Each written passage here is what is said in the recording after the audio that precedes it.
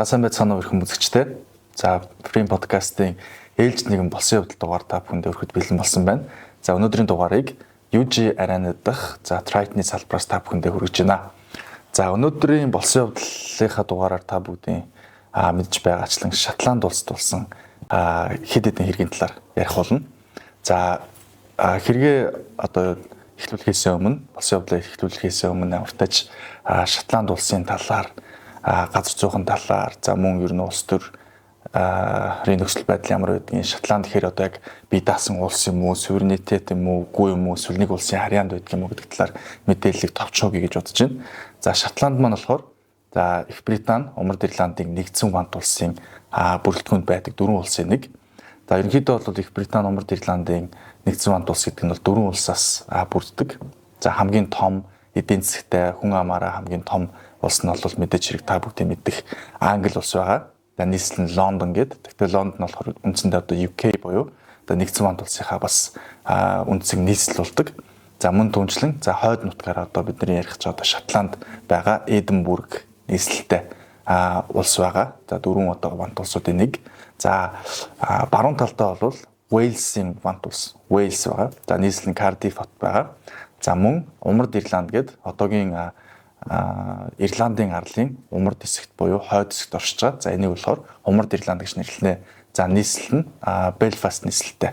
Ийм дөрвөн улсыг нэгдсэн үндсэндээ Их Британи, Умард Ирландын нэгдсэн вант улс гэж нэрлэж байгаа.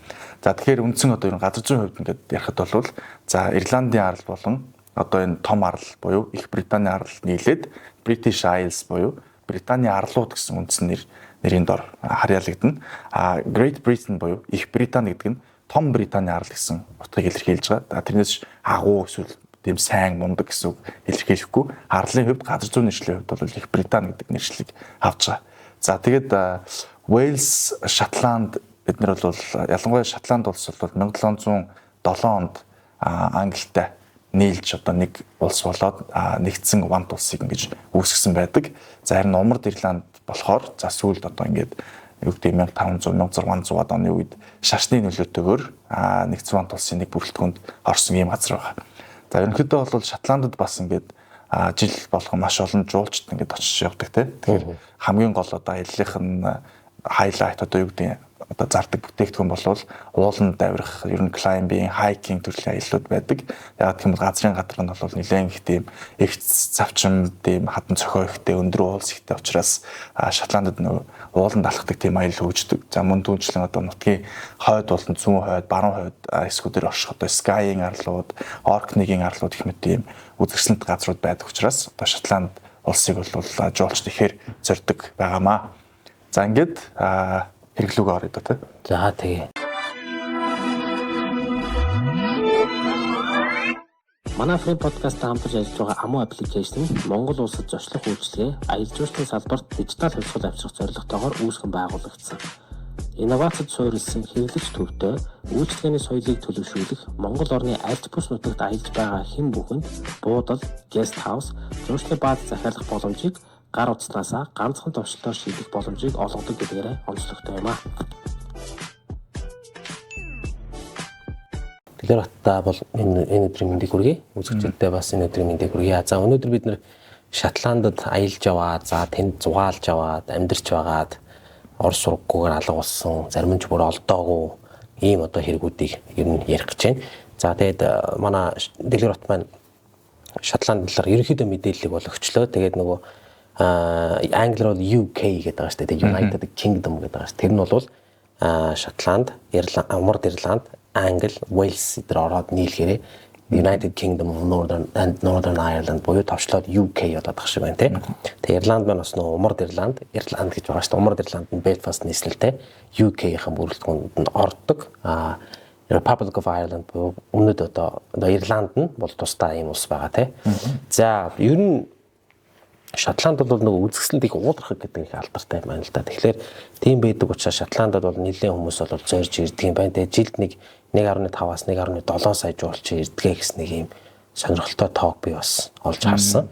За тэгэхээр ер нь энд бол ер нь Шотланд орн бол уул ороос нь нарийн гацаануудаас эхлээд хөндөй талаар үргэлжлэх тийм байгалийн өвмөс тогтцтой ийм газар.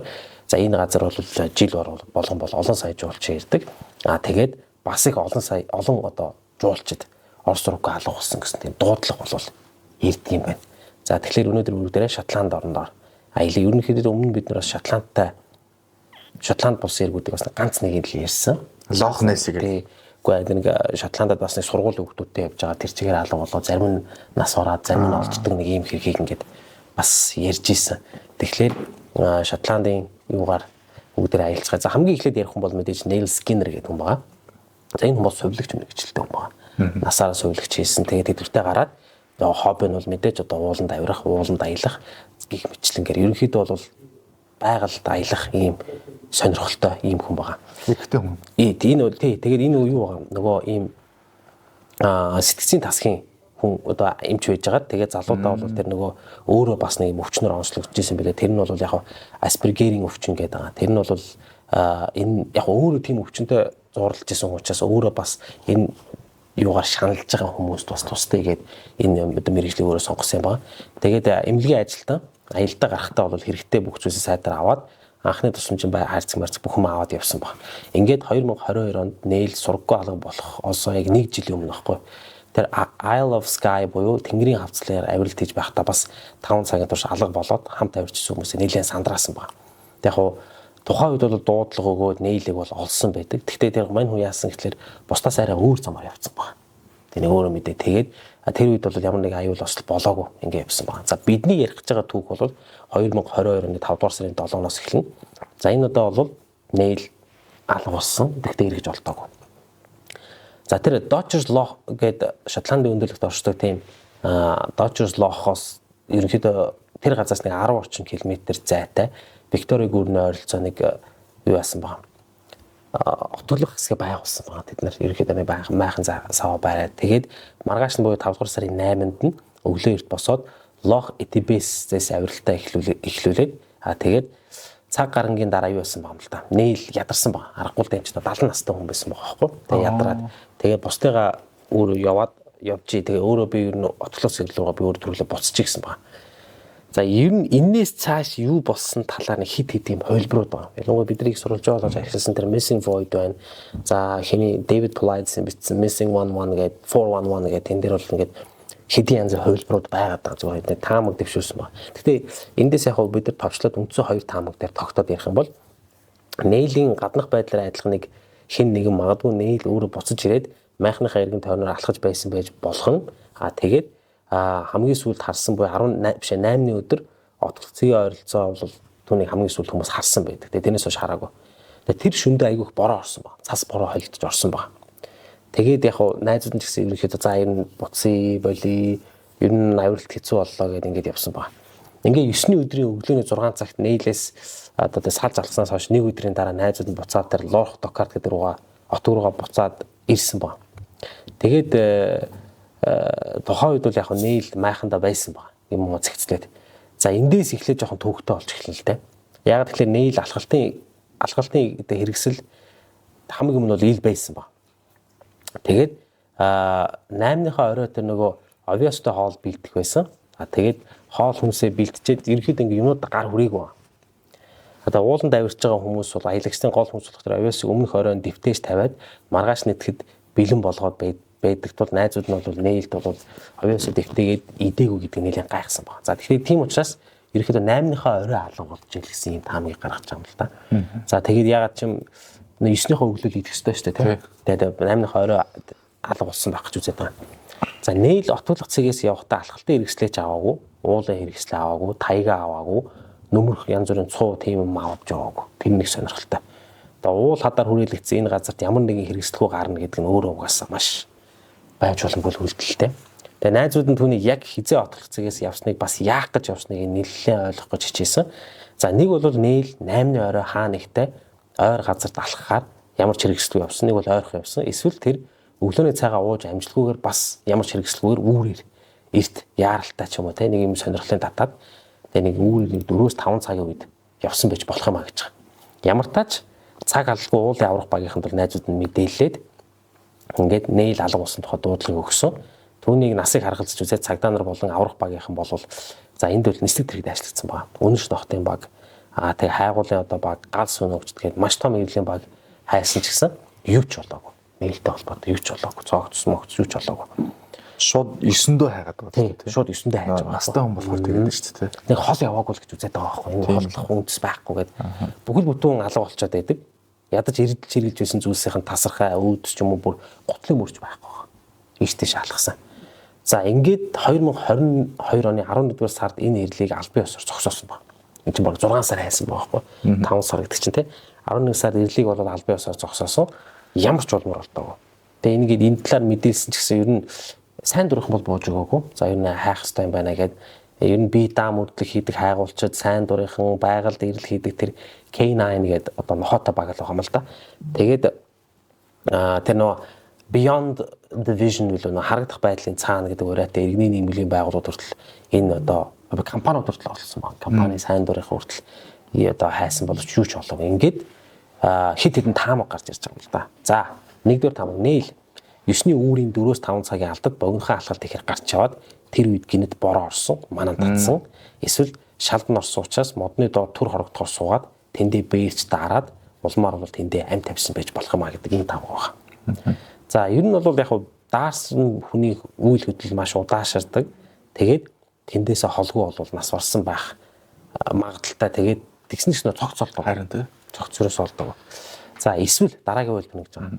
Байрлаж байсан суур отгоос нь холгүй King классын голыг гатлах гэж байгаад борооноос болоод урсгалт нь одоо ширүүссэн голыг гаталж чадлагүй голын урсгал дагаад урссан байх юм магадaltaй гэж үзэж байгаа. Тэр гол нь бас хүчтэй урсгалтай гол.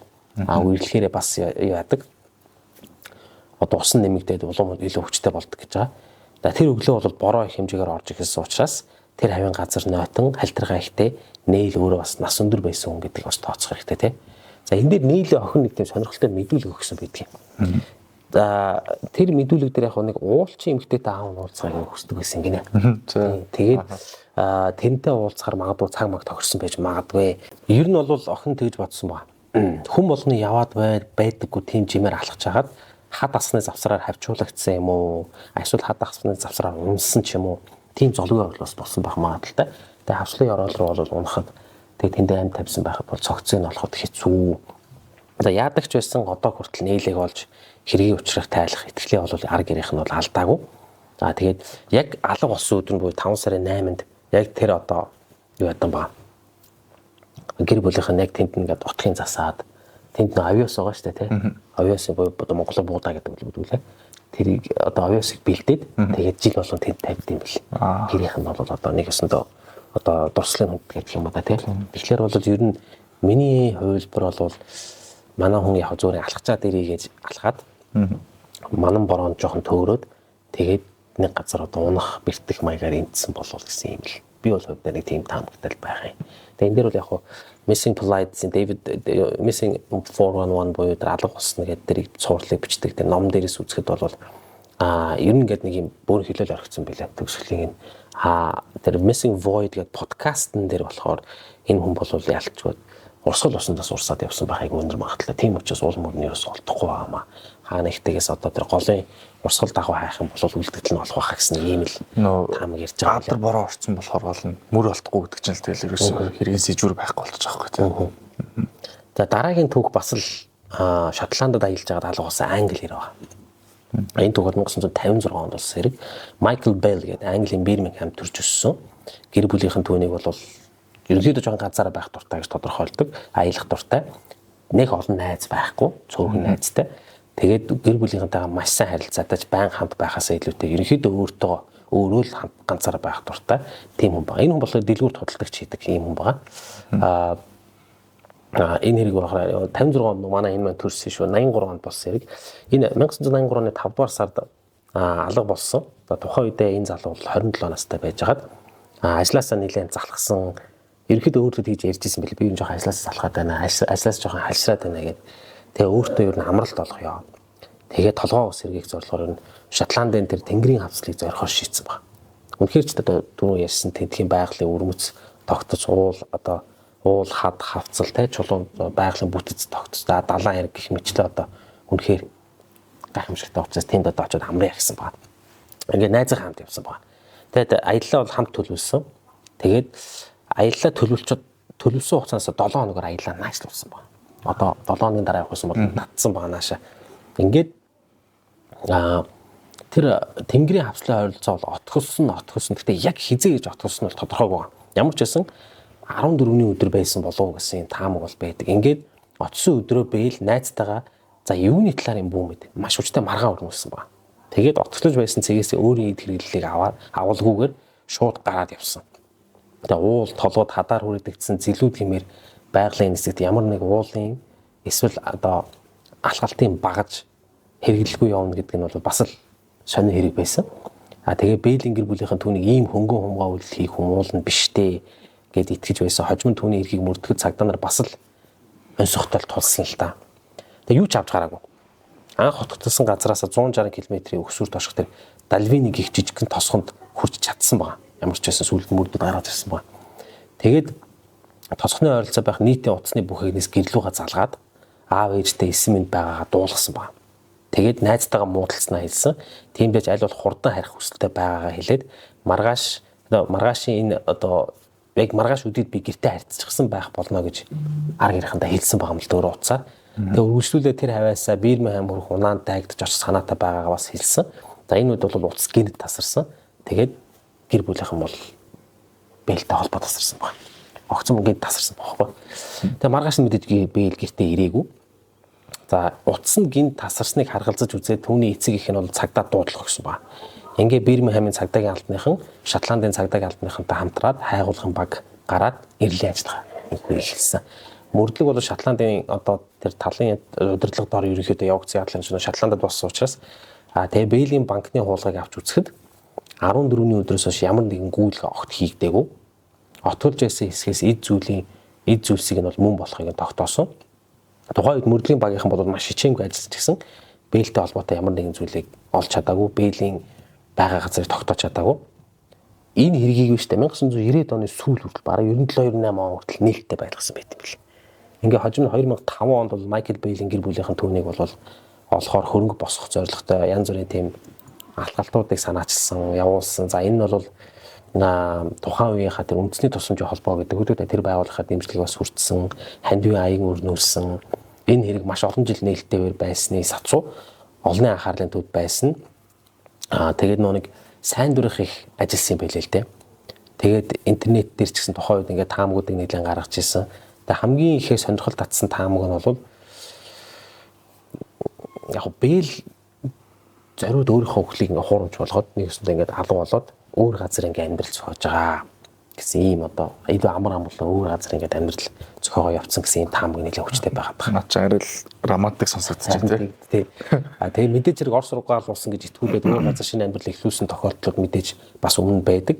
Тэгвэл хэрвээ Бэйл тгий гэж шийдсэн бол яагаад чимээгүй арга бололгүй эцэг ихтэй маргааш очих тухайгаа хэлж байгаа тий.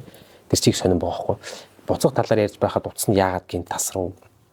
Айгу ойлгомжтой асуултууд үлдчихэж байгаа юм л да. Хин тэр утсыг таслав те. Ямар ч тач одоо хүртэл Тэнгэрийн хавцлын ойролцоо алга болсон Бэйлийн хэрэг хаагддаг байгаа. Одоо бол нээлттэй байгаа. Энэ хэргийг шийдэхэд тус болох шинэ улс мөрийн баримт гэсэн олдоогүй. Одоо хүртэл энэ хэрэг нээлттэй үргэлжилж байгаа.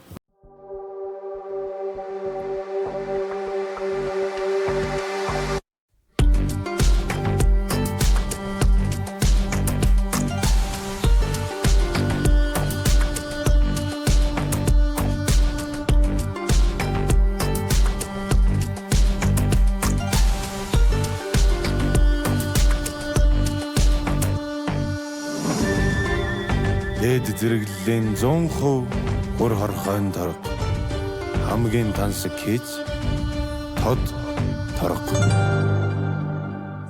За дараагийн хэрэг болохоор яг юу аялагчийн тухай бол биш.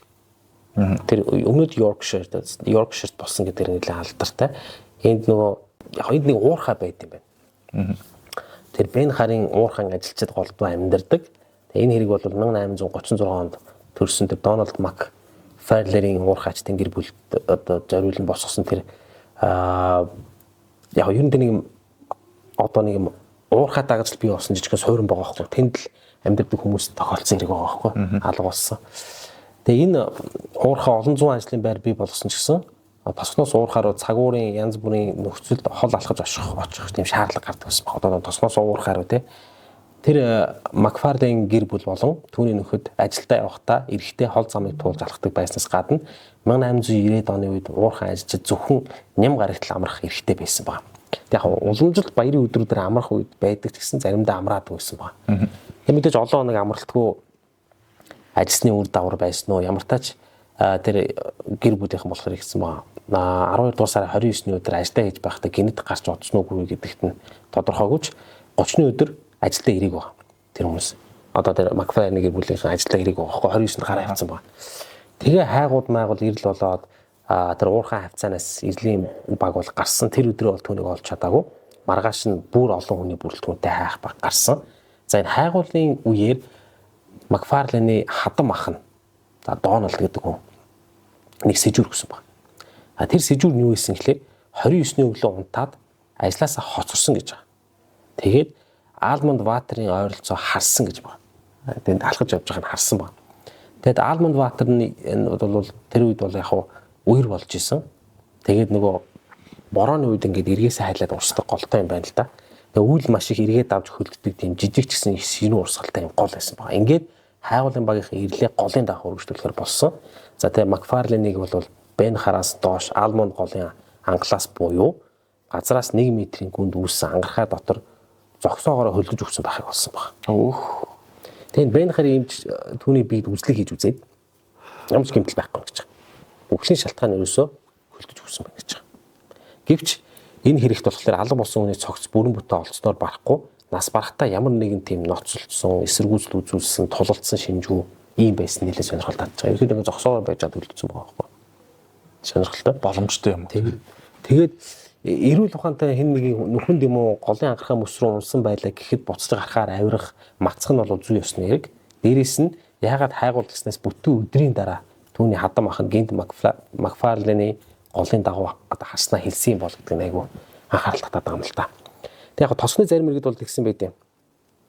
Яг энэ тэгтээ нөгөө тосныхны DNC яриад зүгээр нэмээд дуртахад нөгөө Роберт жоохон тийм хил амтай хүн юм шиг байна. Одоо тэр номноос уншиж байхад тэгээд тосныхан бүр тэгж үздэг. Энэ юуны юу гэх санагдвал тэ нөгөө хоёроо юу ярьж байсан шүү дээ. Нжомбыг хараатан ярьж байхад нэг тосны жоохон нөгөө яахлагчны жоохон астан дүүдэд тэгээд дэсэн нөхөд санагдав тий.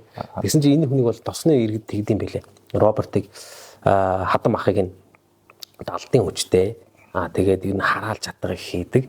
Тэгээд магадгүй хүргэнтэйгээ одоо муталцаад тэгээд хараалж чаддаг одоо ховс мовс янз бүр юм хийгээд ингээл бол одоо зогсоогоор ингээд ерөнхийдөө нэг иймэрхүү болсон бахаа гэсэн ийм яриа бол яг энэ бол зүгээр ингээд gossip гэж ярьдаг шүү дээ. Тосныхны хооронд бол юм гардаг ийм яриа л да. Гэхдээ яг ингээд энэ аягүй сони хэрэг байсан. Энэ талаараа нөгөө бидний өмнө ярьж ирсэн нөгөө Канадын нөгөө Headless Valley буюу толгойгүй хөндөй гэдэг дээр бас яг ийм хүнийг хүн ингээд суугаараа хөлдсөн байгаа байхгүй. Тэг ингээд аяга барьсан чигээрээ. Тэгээ тэрийг ингээд англи дээр бол flash frozen гэж байгаа. Миний ойлгож байгаа бол нэлээд хурдтай хөлдсөн байгаа байхгүй. Ерөнхийдөө тэр тохиолдолтой нэлээд айлтгаж Дэвид Балайдс бол номон дээр бичсэн байлээ л дээ. Тэр бол баг аяга буулгах завдалгүй хөлдөлтөд юу гэсэн үг вэ? Тэр ингээд яг ингээд бариа сууц ингээд хөлдсөн гэж байгаа. Flash frozen гэж бичээд байгаа. Flash frozen гэдэг би ойлгоход бол маш хурдан хөлддөг температур юм гэж. Эсвэл тэнд ингээд огцом хөвтөрснөө цагуур ямар нэг үйл явдал үзэгдэл болсон уу гэдэг нь айгүй сонирхолтой байгаа юм л та. За дараагийн хэрэг маань мөн одоо аялагч Шотландад аялж аваад алга болсон YouTube чин залуу байгаа. За энэ залуу бол хөгжим тоглоно. Тэгээд нөгөө айлуудын бот тайрд юм байна л да. Бот тайрн дээр нөгөө чимэглэлийн маягаар ботнуудыг янзлдаг захиалгаар хүчиж. Тэгээд бас хөөрхөн олон дагагчтай YouTube суугтай Finn Crane гэдэг залуу 2022 оны 3 дугаар сарын 25-ны өдөр ганцаараа авирд гэхээр Шотландын нутагт ороод Орос руу алхсан ба. Түүнийг аврах ажиллагаанд сайн дурынхан их оролцсон байна. Дагагчны их оролцсон байдаг. За ингээд сонирхолтой хэлэхэд ингэж байгаа. Энд нэг сонир факт болсон. Шотландын өндөрлөг буюу бидний энэ өмнө үзүүлээд байгаа Тэнгэрийн хаалга гэх газрууд байгаа шүү дээ. Лох Нес ч гэдэг юм уу те. Жилд 1000 хаалга болдог гинэ. Пөх жилд. Хоногт 3-4 хүн гэсэн үг те. Одоо хоног зүр ер нь Шотланд улсад уу? Үгүй яг энэ хэсэгт нь хэсэгт үү? Тий. Тэгээ Шотландын газар нутагт бол нийтдээ жилдээ 17,000 хүн алга болсон гэсэн дуудлага өгд юм байна. За тэр Шотландын эрен сурвалжлах байгууллагын албан ёсны мэдээллээс үзэх юм бол нийт алга болсон хүмүүсийн 94% нь алга болсон гэх дуудлага ирснээс хойш 48 цагийн дотор олддог юм байна. 94%. А нийт алга болгочдын 99% нь тухайн жилдээ багтаж олддог юм байна. Харин бидний өнөөдөр онцолж ярих түүхтэй нийцэн болох одоо энэ фин бол 1989 оны 12 дугаар сарын 19-ний өдөр мэндэлсэн. Ер нь багасаа л ой модоор аялж амьд одоо нөө survival их хийдэг, амьд гарах тий. Тэгээд өөртөө ер нь олон чадруудыг эзэмшин тэр чадвараараа бас бусдад заадаг. Ер нь уул хаданд нэлээд авирдаг ийм байгалийн үзмжийг биширдэг, зураг дарах дуртай нэгэн байсан. Ер нь ийм хөвгт. Ер нь өссөн цар насанд бас гитар их гоё тоглож сурсан баг. Ер нь нэг тийм илдэвтэй олон талтай ийм хөвгт. YouTube хийдэг. За тэгээд өөр бол яг нэг буйтгаан одоо ийм хотын нэг ийм уушин газрууд гэж ярих юм одоо монголоор бол тийм нэг уушин газрууд паб тийм одоо гитар метар тоглож ингэж одоо бас нэг гарын мөнгө ойр зургийн мөнгө олдог ийм залуу байсан юм л да. Тэгээ ер нь бол байгальд ойрхон байх сонирхолтой. Тэгэл тэнд ингээл бичлэгээ явж явах сонирхолтой ийм залуу байна. За амьдралыг нь бол тэгж дүгнсэн байт юм билээ. Ялангуяа Майкл Дэвид Полайдес бол гэрэл гэгээр дүүрэн төгс мэд харагддаг байсан ч гэсэн 2011 онд Росс бол нэг юм тэр шаяр сонины ярилцлагын бууланд өөрт нь ер нь бол сэтгэл зүйн асуудал тулгарч ирсэн тухайга. За үүнийг бол тухайн үед бас өөрөө ойр тойрны хүмүүстэй хуваалцахыг чухал үзэж ирсэн. Энэ талаар ингээ ярьж ирсэн юм сонирхолтой яриа бол байт юм билээ. Ер нь өөрөө бол хань жилтэй өөр хүүхэдтэй охин нь бол Луна гэдэг охин байсан. Тухайн үед бол 4 настай. За ингээд за бас нэг олж мэдсэн мэдээлэлээр бол фин амьд гарахад хэрэг болох ус чадварыг заадаг тэр Wildcat Bushcraft гэдэг сургуулийг үүсгэн байгуулсан. Өөрөө бас хүүхдүүдэд хичээл заадаг. Тэгээ 2021 оны 1-р сараас ихтэй YouTube сувгаа нээгээд ганцаараа зэрлэг байгальд явж байгаа тохиолдолд хэрхэн яаж амьд гарч болох талаар сонирхолтой бичлэгүүд их нэлээд хийдэг байсан. Ийм залуу байгаа. Outdoor Boys шиг тийм. Яг тийм. Тэгээд фин бол ээлжид нэгэн аяллаа влого хийхээр ганцаар аялалд гараад тэр нь болохоор 2022 оны 3 дугаар сарын 25-нд байгаа байхгүй. За түүний тооцоол 3 хоног байсан юм шиг 2 ч юм. За 27 онд буцаж ирээд эхнэр Люсигээ шинээр ихлүүлсэн цэцгийн дэлгүүрийн бизнест тусалж одоо нөө цэцэг хүргэлтийн ажилтнанд туслах ийм төлөвлөгөөтэй байсан юм билээ. Тэгээ фин аялал бол алдарт Лох Невар буюу 600 м-ийн өргөнтэй 10 км урт үргэлжлэх усны тогтц бүх ийм нуураас ихсэн байгаа. За энэ нуур нь бол 33 м хүртэл гүнзгий. Тэгээ тэндээсээ бол Галсби эрэг хүрэхээр төлөвлөөд тэгээд өмнө овж байснаас арай өөр шин замаар алхахаар явсан байна. За тэгээд өөрийнх нь зорилго бол тийм байсан гэж байгаа. За би шөнө болохоос өмнө хонох газар болох хэрэгтэй гэдэг ийм зорилготой явсан байна л да. За машинтайгаа явсан байгаа тэр алхалтын газар хүртлээ. Тэгээд буцаад машинтайгаа их төлөвлөгөөтэй байсан. За ер нь бол машинаа тэр газараа байрлуулад эхлээд гэр бүлийнхэн машинаар авч хүргэж өгсөн байгаа гэр бүлийнхэн хүн. Тэгчээд тэр хүн машинаа парклчаад одоо машинаас нь буулгачаад дахиад өөр машинаар явсан байгаа байхгүй. Дахиад цаашаа нэг одоо нарийн буйтах хэсэг рүү ингээд аяллаа бол ингээ 2 өдөр төлөвлөсөн. За яг аялал эхэлж байх үед нь бол цагаагаар гоё цэлмэг, тогтун, нартай, гадаа нь бол тийм чинь Цельсиус 20 хэмээн дулаан гэдэг чинь бас боломжийн тийм боломжийн дулаахан. Тэгтээ гэрийнхнаасаа салахтай фин бол өөрийн үр өвчнөд хэрэгтэй бүх зүйлсээ байгаа эсхийг шалгаад за тэгээ урдлагын уулзъя гэж хэлээд буусан байна. Ингээд 25-ны өдрийн 3 сарын 25-ны өдрийн 12 цаг 52 минутанд алхалтай хийснээс төд бодлого фин ихнэр лүүсрөөгөө дуучууд илгээсэн байна. За тэгээд тухайн үед бол ихнэртэй хайртай, ямар их бахархдаг, учирсандаа их баярлдаг, шинээр эхлүүлсэн бизнес нь хэрхэн амжилттай байгаад нь баяртай байгаагаа бичиж илгээсэн байна. Ингээд 13 цаг 47 минутанд юу яасан ба фин утсан сүлжээнээс гарсан ба. За тэгээд тэр нь бол яг хамгийн ойрхон сүлжээтэй байсан газар тэр Lyre гэдэг тосхны ойролцоол хийсэн байл л да. Тэндээс сүлжээг авч байгаа л тэр нүг сүлжээнээс гараа авчиж байгаа байхгүй. Магадгүй финий утас бодж байснаас нь баг цэнэгтэй байсан болохоор унтарсан байх. Тэгээд эсвэл өөрөө нөө бичлэг хийх гэж байгаа хүн чинь цэнэгээ гамна штэ. Зориуд бас унтраасан байх магадaltaй гэж үзээд байгаа юм л да. За ингээд бас яг ихнэрийн сүлдэнд тэгж байгаа. Нэг бол утсаа унтраасан байх, эсвэл утсаа унгаад гимтээсэн байж магадгүй гэж үзээд байгаа. Ямар ч байсан тооцоолж байснаас нь баг цэнэгтэй байсан байж таарах гэдэг. Сүлжээний доголдол үүссэн байх гэсэн бас нэг юм таамаг бол ерөнхийдөө яригддаг л да. Тэгээд яг ихнэрийнх нь ярьж байгаа л тэгж байгаа. Фин бол ерөөс утсаа ямар ч тохиолдолд унтраадаггүй юм гинэ. Ер нь л асаалтаа байлгаж идэг. Тэгээд тухайн үед бас жоохон гайхсан байна. Одоо ингээд би утас унтраалтаа ч юм уу тийм бахаар ингээд 14 цаг 15 минутанд түүний утас хамгийн сүүлчийн удаа сүлжээнд орж ирээд алга болсон. За энэ бол Лохнявагийн тэр маш сүлжээ муутай учраас үнэхээр яг тийм сүлжээ байсан хэсэг сүүл мөрдлөгөө ирмэн эргэлзээтэй болж ирсэн. Ингээд тухайн өдрийн 15 цаг 45 минутын алдад хэсэг мотоциклтай аялагчид Финий хувцлалт болон гаднах төрхтөнд таарх хүч, нийц хүч хэн нэг Галсби иргэн баруунтаа алхаж явахыг хараад сүүлд нь яг бол мэдүүлэгтэй ярьсан байна. За энэ түүнийг бол ганцаараа аялаа эхлүүлснээс хойш харсан одоо хамгийн сүүлийн тохиолдолд харж байгаа юм л да. За энэ оройн одоо алхалтаа эхлүүлсэн өдөр оройн Люси нөхөрлөгөө хэд одоо дууд шууд болон зураг сэтгэлээс. Тэгээд нөгөө тэр чинь нөгөө одоо юу гэмдэ нөгөө зураг сэтгэлийн гоч нэг харагддаг гэсэн син гээл одоо шинэ. Тэгэхээр нөгөө нэг зураг сэтгэлээс чинь нэгдэг үү уншаагүй гэдэг нь харагдаад байсан бохоо. За цааш үлээж аваагүй юм байна гэдэг нь харагдаад байсан. За энэ бол Люсигийн санааг зоолсон. Тэгтээ манай хүн бол нөгөө Финий амьд гарах чадварт ерөөсөө эргэзээгүй учраас завтаа болохоор унших байх гэх тэгээ орхицсон байна. Синтгүй харан л яахгүй байна гэж орхиж байгаа хгүй. Тэгээ маргааш нь байдлаа хിവэрээ. Чив чимээгүй хариу байхгүй уншаагүй. За ингээд Люси бол Финий найз нөхөд ажлын газрынхнаас нөхрийнхөө сургийг гаргахыг оролдсон ч гэсэн хинч түүнтэй холбоо аваагүй болж таарсан. Харин 27-ны өдөр болж Фин амлсан ёсороо аяллаа дуусгаж ирээг учраас Люси итгэхийг хүсээгүй ч гэсэн за энэ юу хэрэг нэг биш цэснийг ойлгоод ингээд 27-ны орой 6 цаг 30 минут буюу 18 цаг 30 минутанд цагтаад Финийг бол албан ёсоор алга болсон гэсэн дуудлага өгсөн байна. За ингээд хайхаар Шотландын өндөрлөгийн бүх цаг үеийн хамгийн өргөн хүрээг хамарсан хайгуулын баг ажилласан байна.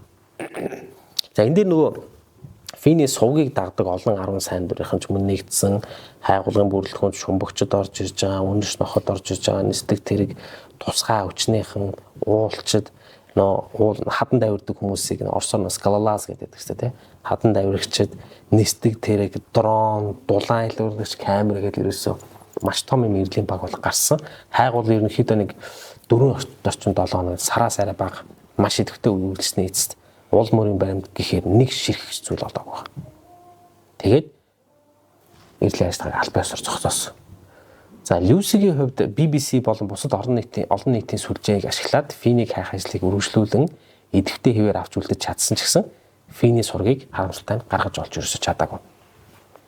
За тэгсэн чинь нэг ийм болж байгаа. Одоо Фин ингээ алга болчихж байгаа шүү дээ. 2022 он тий. За Финийг алга болсноос хойш 18 сарын дараа буюу хоошлаа. Бүтэн жил 6 сарын дараа гэсэн үг шүү дээ энэ чинь тий.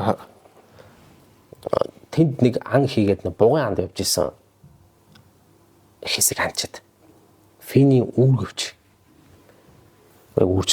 нь аяллаа эхлүүлэхээр буулгасан газрын ойролцоо олсон баг. Үүргэвч. Гэтэ тэр газрын саманж үзсэн. Тэнд үүргэвч байгаагүй байхгүй. Гэтэ тэр багийнх самж үзээд дараа нь тэндээс үүргэвч олдож байгаа. Үнэхээр хажиргалтай үйл явдал болсон. Тэгээ гэрийнх нь бол Финийг алга болсноос хойш тасралтгүй одоо баг сар хайж байгаа штэ. Тэгээд баг байж болох бүх газруудаар хайсан. Тэр газруудаар нэрлийн баг явсан байгаа байхгүй. Өнөөс ноход явсан. Тэгээд яагаад зөвхөн энд гинт гараад ирв гэдэг асуулт гарч ирж байгаа. Тэгээд хэн нэгэн үүргэвчийг тэнд албаар авиж тавьсан уу гэх хардлагыг өөрөөрөхгүй төрүүлж байгаа.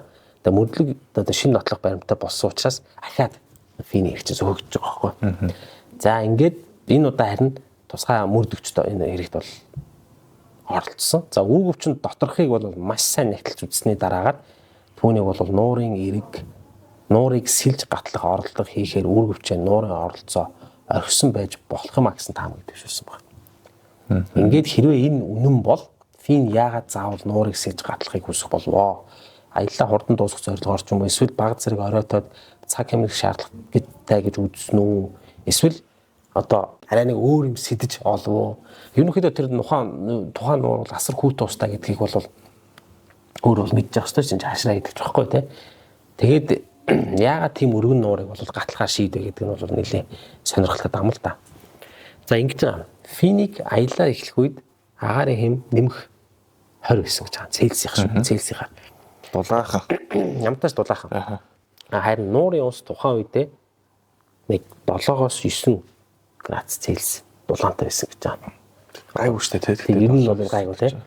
За тэгэхээр ямар тач фин зориглоод нуурыг сэлж гатлахаар шийдсэн гэвэл хүний бие тийм одоо усанд ороод одоо ерөнхийдөө энэ чинь бас хүүтэн талдаа орчиж байгаа юм л да. Тэгэхээр нөх шөрмөс татах. Тий. Эсвэл одоо хүүтний шок болох. Тэгээ тэрнээсээ болоо зүрх судасны үйл ажиллагаа догтлолт одоо алдагдах ийм одоо процесс бол байж болох юмаа гэдэг ийм дүгнэлтийг хийсэн байна л да. Тэгэхээр ер нь бол яг бээсэн байж болох юмаа гэж байгаа. Тэгээд мэдээж аль нэгэн зүйл тохиолдоод фин нууранд сэлж явахдаа амиа алдсан баха гэсэн таамагийг л гаргаж байгаа юм л да. Гэхдээ финний эцэг тэр маркийн бодлоор бол түүний хүүг хин нэгэн хорон санаатай этгээд хорлсон. За үнэхээр ч өөрийн одоо биеэр 7 хоног бүр очиж шалгаж байсан газарт нь гинэт хүүгийнхэн үүргэвч нь гарч ирсэн нь үнэхээр одоо учир битүүлэг санагдсан байж таа. Уусч айгүй эвгүй байгаа юм. Ингээд финий тухай хэвлэл мэдээллүүд, олон нийтийн сүлжээ, зурагт радио гэдэг бүгд л идэвхтэй бичиж, ярьж, нэвтрүүлж, баримтат кинонууд хийгдсэн, подкаст хийгдсэн. За тэгээ интернетийн ертөнцид ч гэсэн түүний алуун улсын шалтгааныг одоо маш олон таамагуудаар араас нь олон таамагуд гарч ирсэн л те. Тэгээ өмнө дурдж байсан шиг өөрийн өвхлөө хурамчаар үлдээд өөр хаа нэгтэй байгальд сүлжээгүй нийгмийн анги давхраггүйгээр аж төрж байгаа байх гэж зарим хүмүүс үзэж байгаа. За тэгээ финийг бол сайн таньдаг хүмүүс нь бол гэр бүлийнхэн ч гэсэн бол хизээч дотныхоо хүмүүсийг ингэж шархлуулахгүй ийм үйлдэл энэ хүнээс гарахгүй гэдэг ийм дүгнэлтийг хийж өөрөөр дээрх таамагийг шууд үгүйсгэж байгаа юм л да. Ерөнхийдөө бол ар гэрийнхэн бол байр суурин дээр бол маш хатуу зогсож байгаа юм байна. Энэ хүн бол ерөөс ингэж амиа хорлох янз бүр болох юм шалтгаан байгаагүй. Гэхдээ айгүй юу энэ гарахтаа ихнэр рүү дуулчуудыг явуулж байгаа шүү дээ тий. Яг л сүүлийн үг шиг шүү. Чамтай очсон да үнэхээр их баярлалдаг. Шинэ бизнест амжилт хүссэн хүмүүсч бид тийм дуулчуудыг явуулсан байгаа шүү дээ тий. Тэр бас айгүй сонио чивүүц сүрэн тий. Ямар ч байсан ингэж байгаа. За өөр нэг таамаг байгаа юм. Энэ бол Дэвид Полайдисийн таамаг л да. Үүргэвч ийм удаан хугацааны дараа гарч ирсэнд нөгөө яг тэр үүргэвч олдсон газар нь тэр авираа нэг нуурын эрэг учраас буцсуу гэхтэй юм байна л да. Тэгэхээр магадгүй буцсууганд тухайн үед анзаарагдл өнгөрч одоо тэгээд яг ингээд бужигнаал ингээд таарчихсан. Тэгээд магадгүй тухайн үед чинь ингээд нөгөө дараа нь 100 болоод ингээд 6 сарын дараа гэж байгаа шүү дээ. Тэгэхээр ерөнхийдөө бол ингээд сүүлд ингээд ил болж гарч ирсэн байж магадгүй гэж. За ямар ч байсан ингэж байгаа. Өмнөс ноход үнээр нь олж чадахгүйсэн бас их сонирхолтой санагдаад байгаа байхгүй. Тэгээд зэрлэг амьтны халдлагад өртсөн гэж үзсэн ч гэсэн тиймэрхүү зүйлийг хөвчлэн нөгөө нэг сэглэгдсэн цувсны өвлөөр тэмцний улмөр байдаг учраас энэ бол одоо бодлоо юм аа л гэдэг таамаг л гаргаж байгаа юм л да. Наад ер нь бол зүгээр тэр нэг voice явуулаад тэгэл 11 онд тэр нөгөө сонь төгсөн ярилцлагыг хараад байхаар нэг тиймэрхүү болж таарах гэдэг шүү дээ. Тэр нэг сэтгцэн жоохон депресстэй байсан. Тэгээд өөр сэтгэлдээ ярьжсэн тийм байгаа. Тэр сонь тим юм ярина гэдэг чинь тийм айгу тийм юу аахгүй те. Арай өөр юу гэдгийг сэтгэл готрол нь бол өөр төвшөнд хүрсэн байсан болов сонинд бол зүгээр энгийн сэтгэл хөдлөлөөр тийм хэлэхгүй л үү тийм шүү дээ. Дээрээс нь voice явуулаад эцсийн үгээ хэлж яах нэртэй. Гэр бүлийн хүмүүс яг хүүгээ ч юм уу марк гэдэг аав яг сайн мэдгүй те. Мэддэггүй үстэй ер нь сайн мэдгүй шүү дээ. Яг баг лох невада баг зүгээ тайлж оронгуудаа л эцсийн төлөвж байгаа л тэгэл нуурлуу ороод баг амиа хорлсон болов гэж. Тэгээ сүүлд энэ ихнэрийнхний ярьцлагыг би бас уншиж байсан. Тэн дээр бол тэгж байгаа хгүй. Энэ хүнд ингэж амиа хорлох тийх шалтгаан байгаагүй л гэж ихнэр яриад байгаа юм л да. Гэхдээ магадгүй нүуний дотор юу байсныг мэдхгүй шүү дээ. Одоо нэгэнд мэдхээс бол өнгөрсөн л доо. За тэгээ ийм харамсалтай юм хэрэг гарсан. За өнөөдрийн бас нэг зүгээр би нэг нөгөө юуны номноос аваад орчуулсан. Дэвид Полайдисийн нэг юм богино юу байхаар Жозеф Малдун гэх залуу 19 настай залуу 1990 оны 1-р сарын 30-нд аялахаар гараад эргэж ирээгүй. Тэгээд энэ хүн юусэн юм байна. Ганцаар аялдсан байна. Ерөөсөө 19 настай залуу та нэг найзуудтайгаа ганц нэг кемпинг хийж бол үдсэн байгаа. Тэгээд энэ аялал бол анхных нь яг соло ганцаар аялал нөхгүй. Тэгээд гараавцсан. Одоо ганцаар аялал гэдэг. Тэгээд найзууд их гайхсан. Ямар сони яагаад ингэж ганцаар явчих вэ? Ингээд эн чинь 1 сарын 30-нд аялахаар гарсан. Ингээд 90 оны 2-р сарын 6-нд бол түүний цогцыг оогоос олсон. Тэгээд цогцсон дээр бол тэгж байгаа. Ерөөсөө осгож өгсөн байна. Тэгээ хөлдөж өгсөн байна. Тэгээ бүхэл бүтэн хүмүүс бол яг ер нь ингээд нэг Шотланд нэг иймэрхүү юм ингээд яг Дэвид Полайдис ярьж байгаа үнцэг юм байгаа байхгүй. Тэр хугасаа нэг тэгж ярьдээ. Одоо нэг Умард Америкийнхаа хэрэгүүдийг судлаад одоо ингээ Европ руу орж байгаа байхгүй. Тэгээ дэлхийн бөмбөрцгийн умард хагас бол нэг юм учир битүүлгийн талаар их дүүрэн юм байна. Одоо ингээд ойроо ороод ч юм ингээд аялахаар гарсан хүмүүс ингээд Орос руу гаалга болчдөг юм байна. Тэгээд шалтгаан маяг бол бид нар тогтоох ёстой. Энэ аюу эвгүй. Тэгээд жилд ингээд бүхэл бүтэн хүмүүс жилд 1000 гаруй инх зөвхөн Шотландын нутагт алга болоод байгаагийн цаад шалтгааныг бол ерөнхийдөө хэлж мэдэхгүй байна. Тэгэхдээ ер нь бол ингээд ер нь дэлхийн бөмбөрцгийн умард хагасын ойд ингээ хүмүүс ингээд замхарсан юм шиг алга болоод байна. Уулмөр олддгоо, цогцсон олддгоо, тэр готлын мөрөнж олддгоо ийм байдалтай ингээ алга болоод байдаг. Тэгээд хин бол Дэвид Палладис тэгээд байхгүй. За Умард Америк бол ойлгомжтой. Бүр ингээ ганцхан зураг дээр өөрөө тэмдэглэсэн байхгүй. Энэ ингээд хүмүүс Орос руу алга болсон. Канада, Америкт, Аляскт. Тэгэнгүүт одоо Европ руу орж байгаа юм судалгаа. За Европ маш сонирхолтой. Одоо бас ингээл Скандинавын мод ингээд алга болдог. Тэгээд Оросыг буюу Сибирийг ухах юм бол бас ийм юу гэл Дэвид Палладис.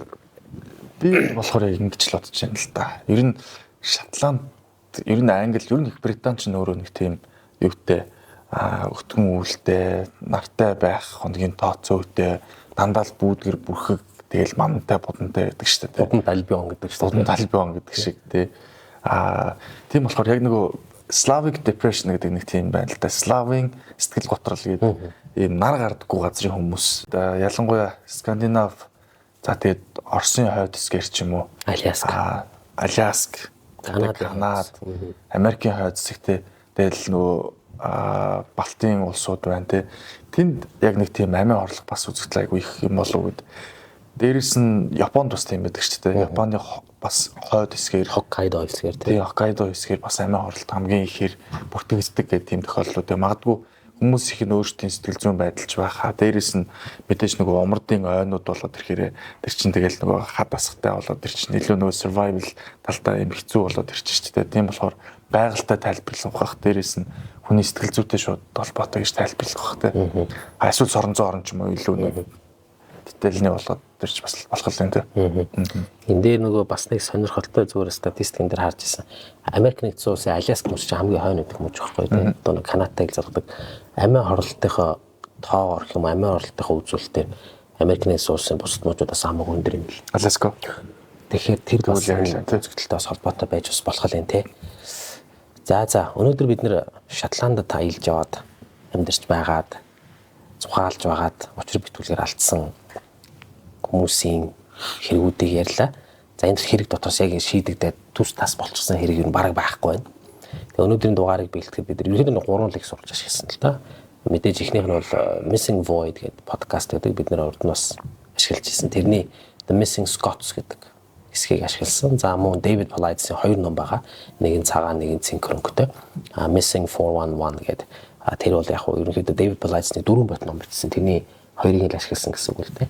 За тэгээд ийм 3 их сурвалжаас ерөнхийдөө өнөөдөр бол манай дугаарыг хөтлөө. За баярлалаа. За бас их тийм ачаалттай бүр ор сургаггүй тий. Алга болсон цогцсон олдоггүй айхүү тийм хэрэгүүд төр шүү дээ тий.